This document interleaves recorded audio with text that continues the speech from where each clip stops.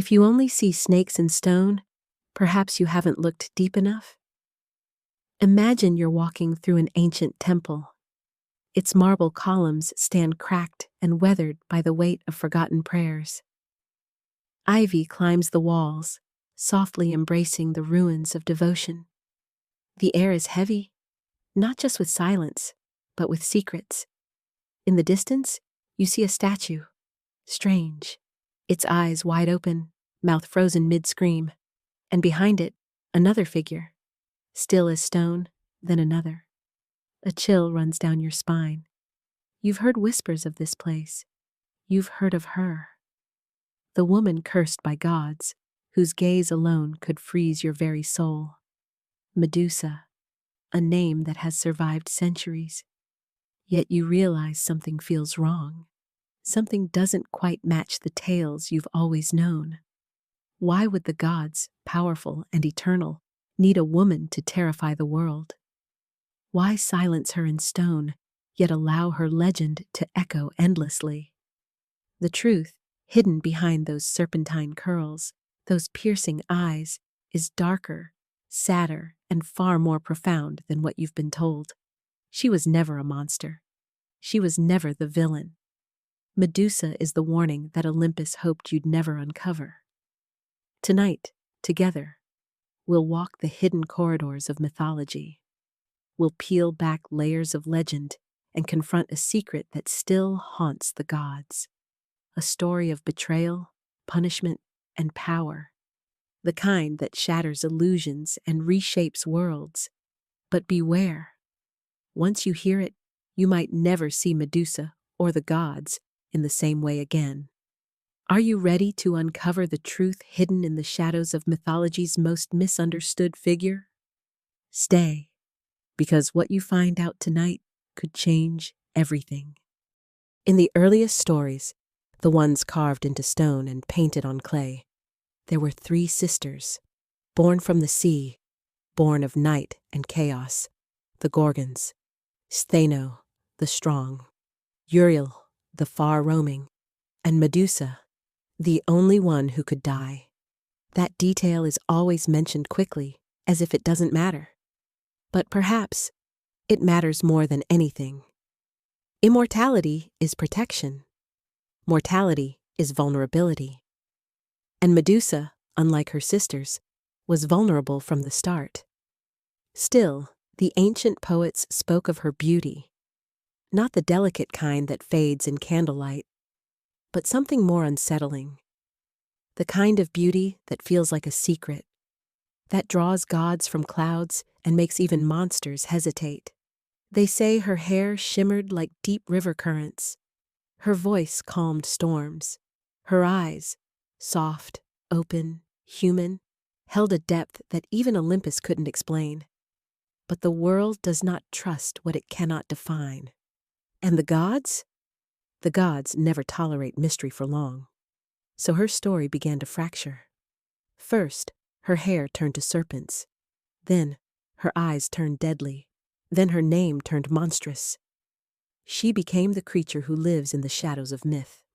The Gorgon, a cursed thing, feared by sailors, whispered about by children, hunted by heroes. And so came Perseus, the golden boy, half god, half mortal, sent on a quest not of his own choosing, like most heroes are, armed by Olympus itself, winged sandals from Hermes, a sword so sharp it could slice through fate, a mirrored shield from Athena, designed to protect, or perhaps to deceive. And he went, with divine favor in his hands, to face the monster. But this part of the tale, this is where something starts to break. He doesn't speak to her, doesn't try to understand her. He doesn't even look at her, not directly. He waits until she sleeps, until her body is still, until her eyes are closed. Surrounded by stone statues, lovers, wanderers, warriors, all turn to silence. Then, using the shield as a mirror, he lifts the blade and strikes. Her head is severed, her body still warm, and from her blood, something astonishing happens. Pegasus, The winged horse rises. Chrysaor, the golden warrior, emerges. Two sacred beings, not born of death, but of injustice. The gods, pleased with the result, reward Perseus. And Athena, the very one whose temple Medusa once revered, takes the severed head and places it upon her shield. A weapon, a warning, a face frozen in agony, now used to terrify armies. They called it a victory. But something doesn't feel like triumph. There's no celebration in her silence, only echoes. Echoes that ask, why would the gods need to kill what they themselves created?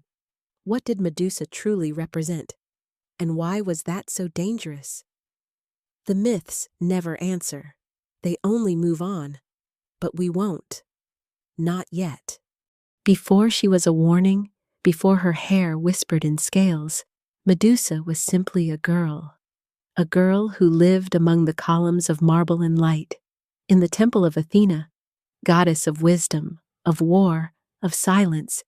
She served not out of fear, but devotion. Every morning, she swept the altar with slow, reverent hands.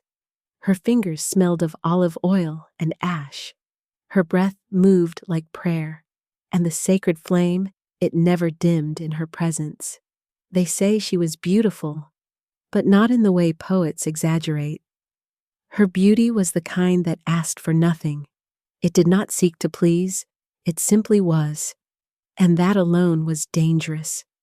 In a world where beauty is currency, hers refused to be spent. The statues watched her. The air listened. And perhaps the gods did too.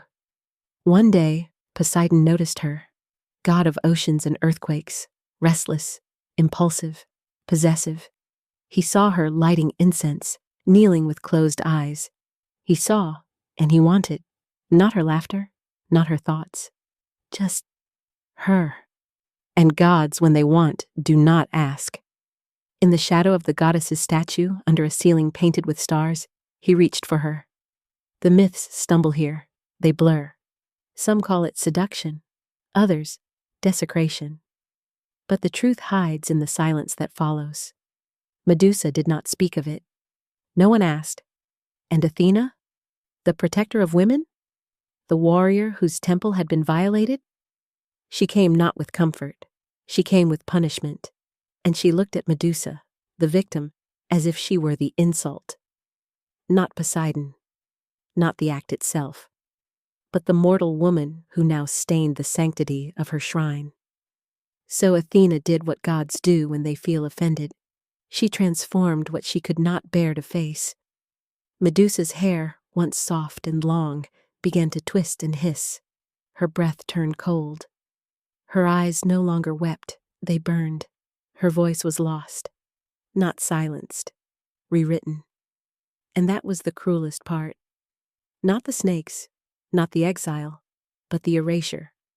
She was no longer Medusa, not the girl who lit the oil lamps, who believed temples were safe, who prayed with honest hands.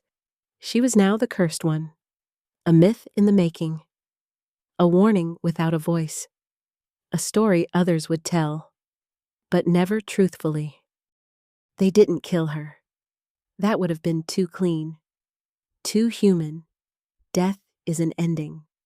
But Medusa was meant to be a sentence, an open wound across time. So they let her live, if you can call it living. They banished her to the farthest edge of the world, a place with no name, no sky, no prayers, just stone and silence. She built no home. The earth rejected her. Flowers wilted in her shadow. Birds turned in mid-flight. Her reflection no longer recognized her.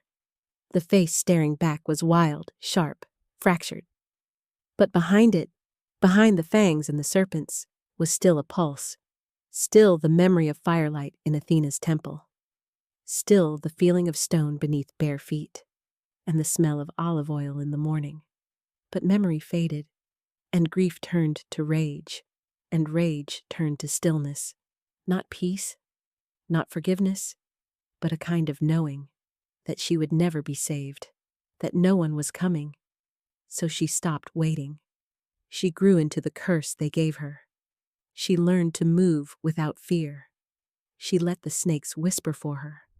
She looked back, and the world looked away. Word spread of a monster whose gaze turned men to stone.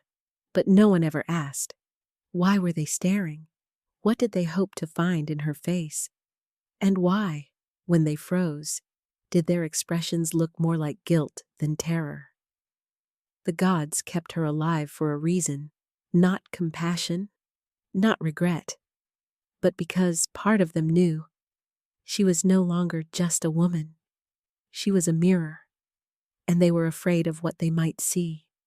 Time passed, not measured in days, but in stories. Across lands and seas, the myth spread. Of a woman turned monster, of eyes that punish, of snakes that whisper death. And yet, something strange happened. Her legend didn't fade. It grew. It survived empires, religions, wars.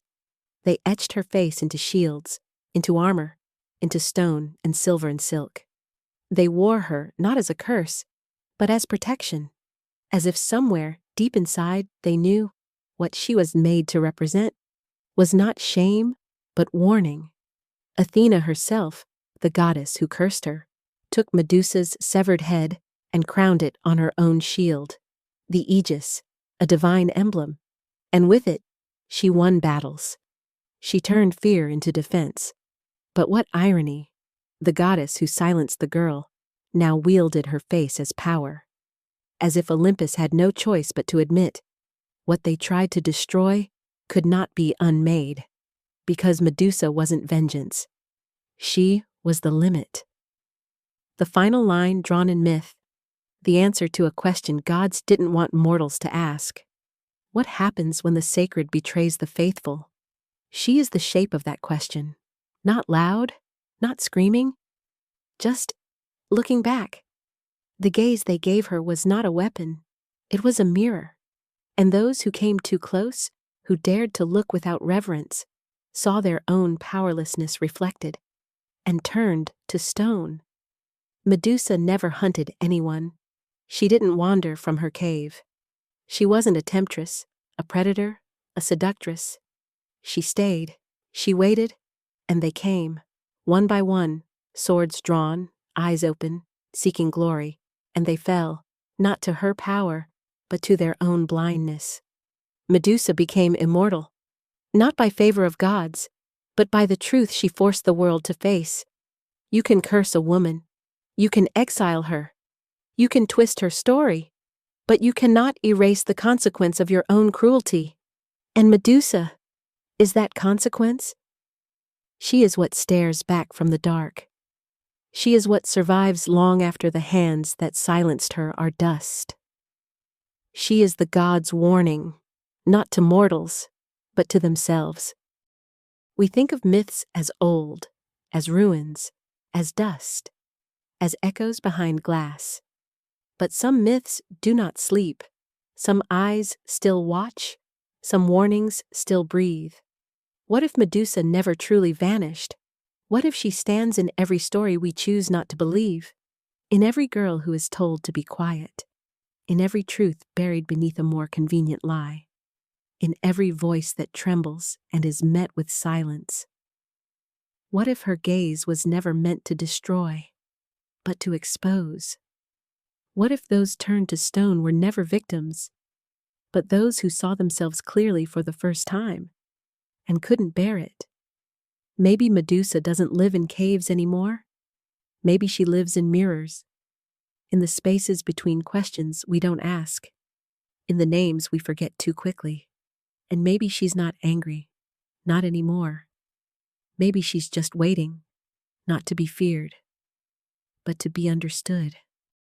She remains, not in marble, not in myth, but in the spaces where silence once ruled, in every voice that trembled and still chose to speak, in every hand that reached for justice, even in darkness.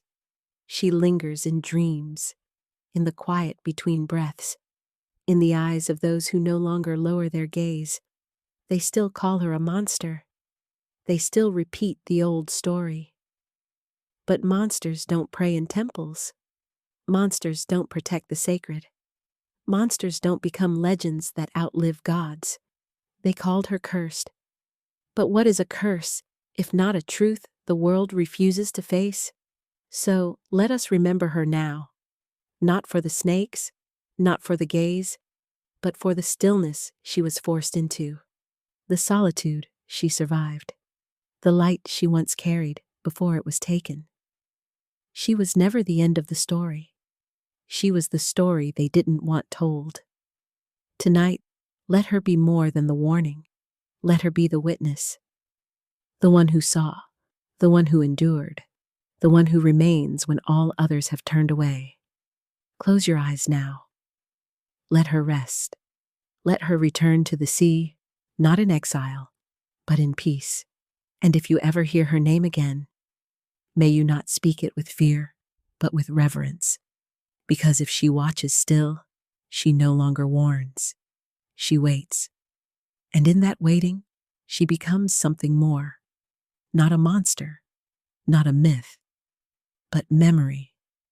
And memory never turns to stone.